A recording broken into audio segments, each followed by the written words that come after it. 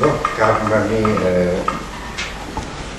falar agora. Eu agradeço muito, muito satisfeito por estar aqui em Sesimbra, onde eu morei muitos anos. Eu sou como filho adotado de Sesimbra e tenho todo o prazer em vir aqui falar das coisas de Sesimbra e da sua região. Bem, pediram para apresentar o livro de Rui Ventura. O livro explica ou expõe a ideia de a Serra da Rábida enquanto uma montanha sagrada. Parece um pouco extraordinário, tal, aliás, já vimos aqui algumas referências à sacralidade da Serra, mas tem muita lógica e de facto é surpreendente a explicação, embora sucinta, mas de facto é melhor todos os elementos para considerar a Serra da Rábida como uma serra santa, uma montanha sagrada, isto no passado, realmente é o que é, mas quer dizer, esta classificação da montanha sagrada era específico no passado de várias montanhas. Nós temos isso nas religiões antigas, nas regiões do Mediterrâneo, que consagravam serras, de facto, por facto de convivência religiosa naquele sítio, naquela região, a montanha passava a ter um cunho sagrado, era a montanha divina. Isso temos muitos aspectos disso, vamos falar disso um pouco mais aqui à frente. Portanto, o Rui Ventura baseia-se, levanta 3 elementos importantes da Serra da Rábida como elementos fundamentais da religião popular.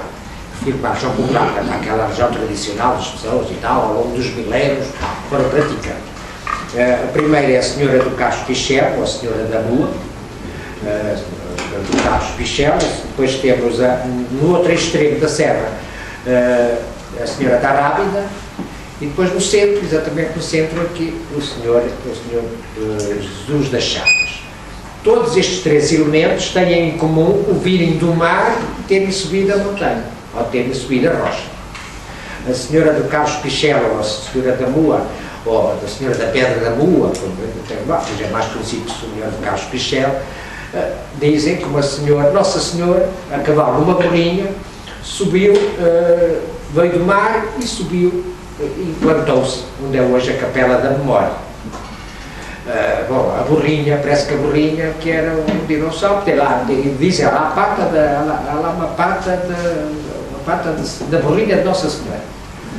Ora, a patinha da burrinha de Nossa Senhora é uma pata de dinossauro, está conhecido.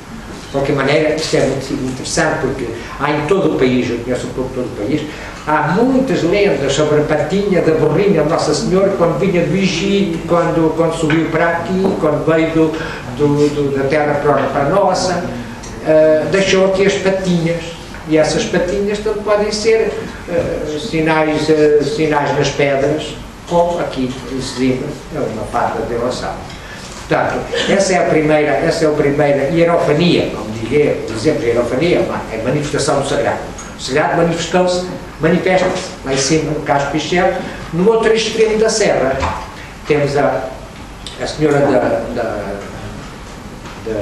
da Rábida, que também é a mesma coisa. Uma senhora que saiu de um barco, desapareceu de um barco, uma senhora com um menino, sempre a senhora com um menino, saiu do barco e apareceu lá em cima, onde está a Capela da Memória. Portanto, 2 capelas da memória ligadas pela mesma ideia de aparição de uma senhora, veio do mar e subiu à terra, subiu à serra.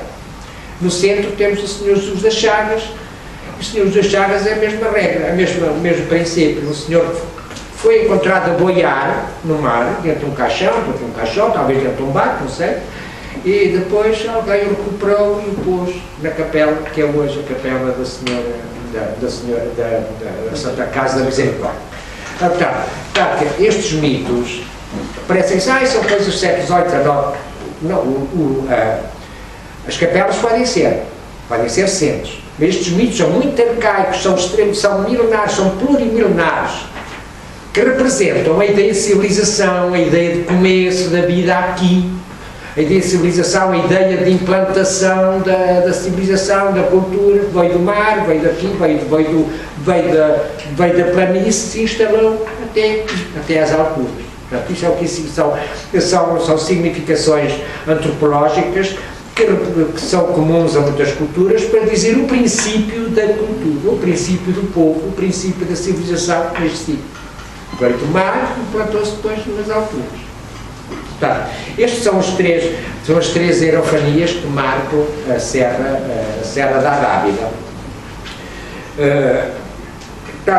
Com as duas capelas da memória, que é muito curiosa, pois assim há uma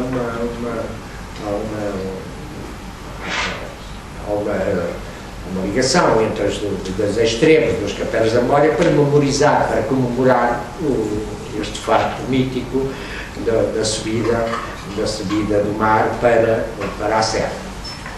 Portanto, estas são as três erofanias que dão corpo à ideia que toda a serra, de uma ponta à outra, foi ocupada por gente, foi ocupada por entes divinos que vieram do mar, ou que vieram do mar, e que subiram. A ideia de montanha, a própria ideia de montanha, de subir a montanha, é a ideia de vida, é a ideia de ascensão, de perfeição, aperfeiçoamento. As montanhas são a significação de altura, como a sua fisiologia diz, né? Mas a altura no sentido de perfeição, melhoramento, compleição, enfim, o completar da vida, da existência, é a montanha. Enquanto o contrário disso é o deserto, e é a planície, é o chão plano. Né? Portanto, temos esses esses elementos fundamentais da Serra da Rábida, portanto, três elementos fundadores da região popular em toda a Serra da Rábida.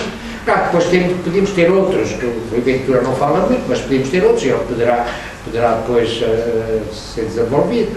Mas temos outros elementos arcaicos da região popular portuguesa, da região popular daqui, desta região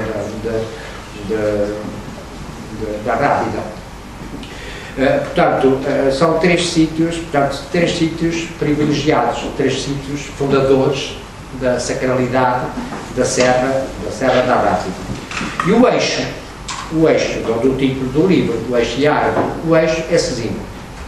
O eixo é este vale que vai de Santana, vai do Castelo para Santana para o outro cabeça ao lado, e o vale é o eixo. É o eixo da Rábida, no fim de contas, com o Senhor das Chagas, a cruz. Aliás, a cruz é o símbolo universal, para dizer os quatro pontos cardeais, o cruzamento, a perfeição, etc.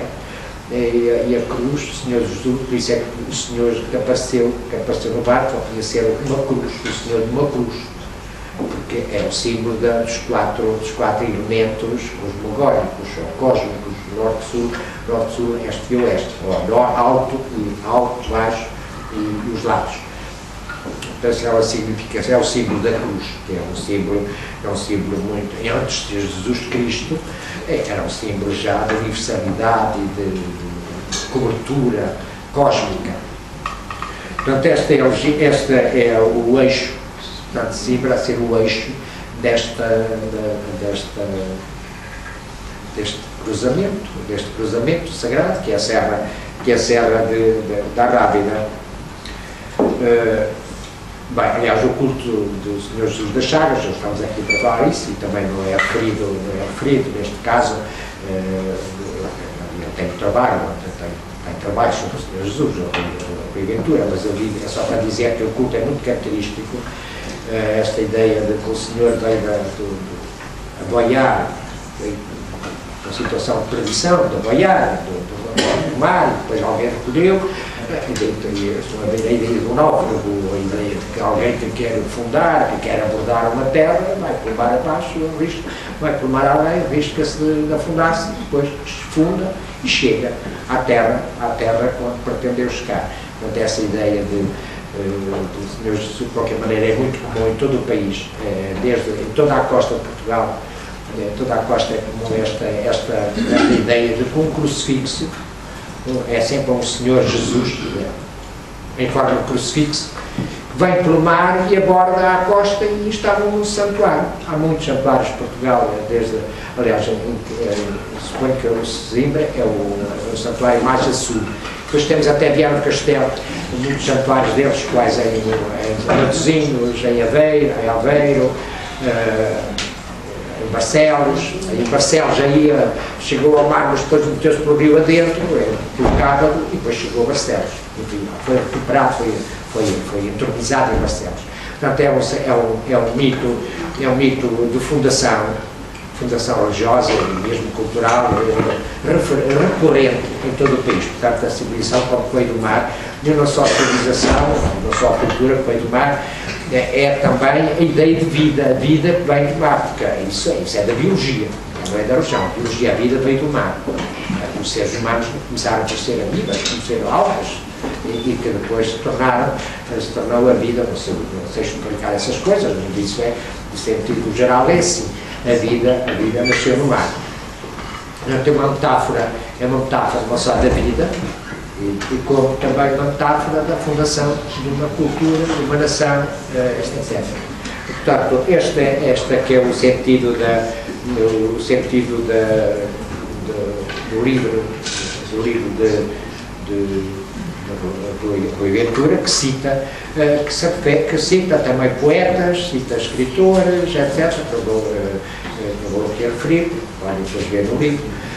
É um livro que revela muito saber, muito contacto com os autores, e eu digo também, embora ele não refira, mas digo em complemento do seu trabalho, que as montanhas sempre, na região do Mediterrâneo até ao Médio Oriente, com a exclusão dos nórdicos, por exemplo, não vemos isso, as montanhas são sítios consagrados às divindades.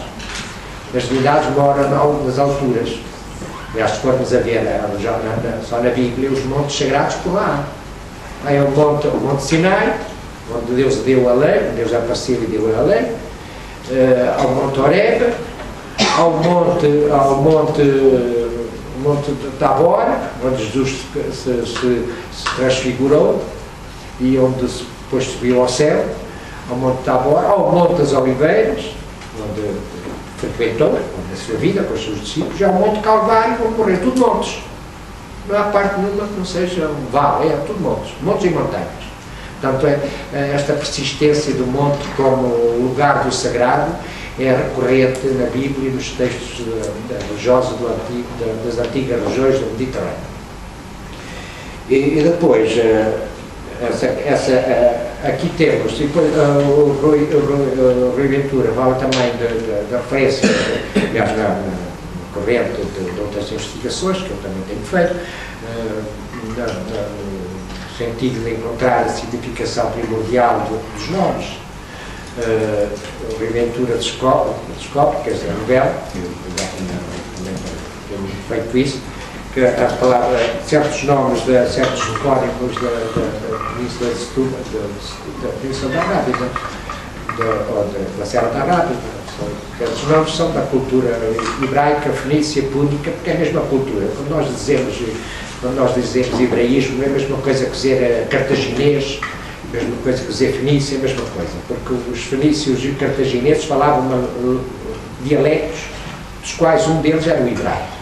O hebraico era o fenício, era o assírio, era o aramaico, vários dialetos, e que onde eles se implantavam, se falavam o seu dialeto, depois aquilo misturava-se tudo, e deu uma língua, a língua fenícia, uma língua semita, conotada com os fenícios e com os cartagineses.